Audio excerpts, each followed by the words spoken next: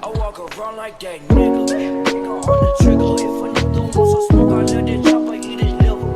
I came with the 38, I'm leaving with a body. If he try me doing sloppy, shooting up the big body. I walk around like that nigga.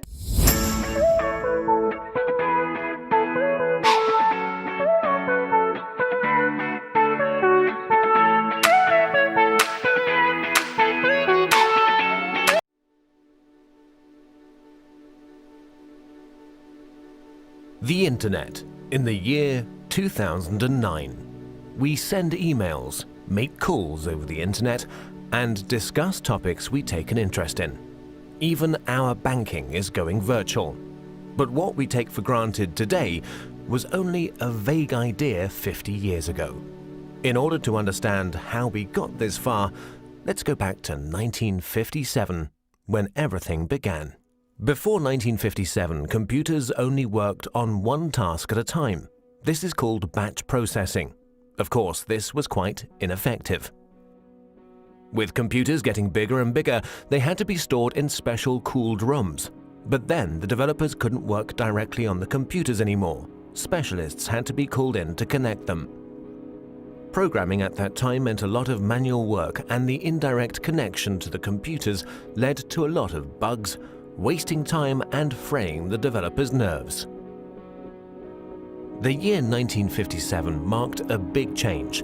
A remote connection had to be installed so that the developers could work directly on the computers. At the same time, the idea of time sharing came up. This is the first concept in computer technology to share the processing power of one computer with multiple users.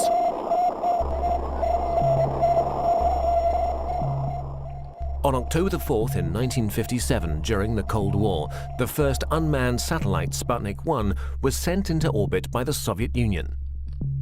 The fear of a missile gap emerged. In order to secure America's lead in technology, the US founded the Defense Advanced Research Project Agency in February 1958. At that time, knowledge was only transferred by people. The DARPA planned a large-scale computer network in order to accelerate knowledge transfer and avoid the doubling up of already existing research. This network would become the ARPANET. Furthermore, 3 other concepts were to be developed, which are fundamental for the history of the Internet. The concept of a military network by the RAND Corporation in America. The commercial network of the National Physical Laboratory in England. And the scientific network Cyclades in France. The scientific, military, and commercial approaches of these concepts are the foundations for our modern Internet. Let's begin with the ARPANET, the most familiar of these networks. Its development began in 1966. Universities were generally quite cautious about sharing their computers. Therefore, small computers were put in front of the mainframe. This computer, the Interface Message Processor, took over control of the network activities, while the mainframe was only in charge of the initialization of programs and data files. At the same time, the IMP also served as interface for the mainframe. Since only the IMPs were interconnected in a network, this was also called IMP subnet. For the first connections between the computers, the Network Working Group developed the Network Control Protocol. Later on, the NCP was replaced by the more efficient Transmission Control Protocol. The specific feature of the TCP is the verification of the file transfer. Let's take a short detour to England. Since the NPL network was designed on a commercial basis, a lot of users and file transfer were expected. In order to avoid congestion of the lines, the sent files were divided into smaller packets, which were put together again at the receiver. Packet switching was born.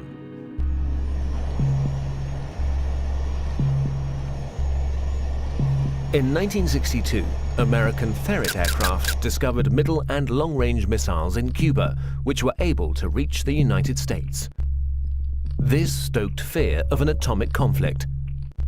At that time, information systems had a centralized network architecture.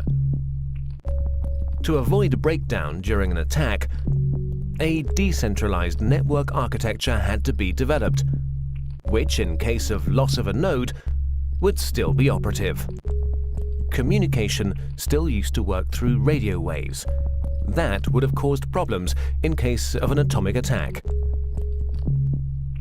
The ionosphere would be affected and the long-wave radio waves wouldn't work anymore.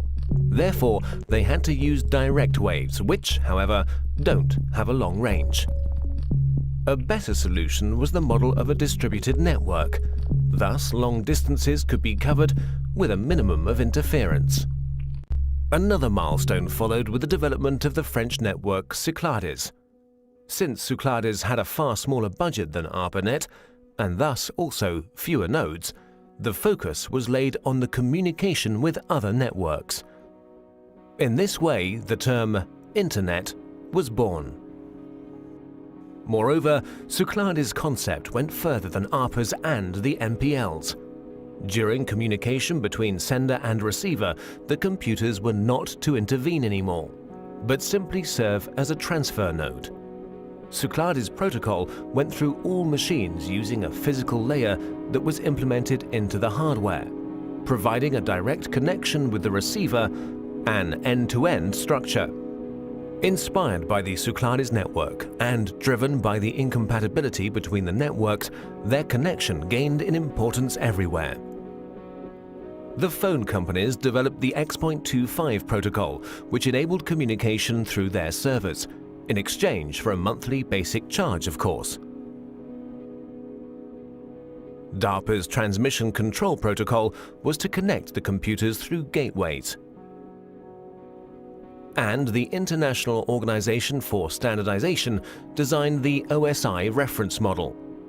The innovation of OSI was the attempt to standardize the network from its ends, and the channel's division into separate layers.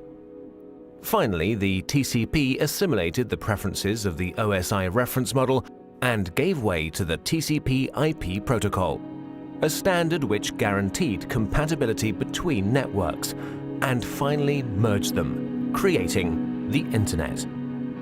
By February 28, 1990, the ARPANET hardware was removed, but the Internet was up and running.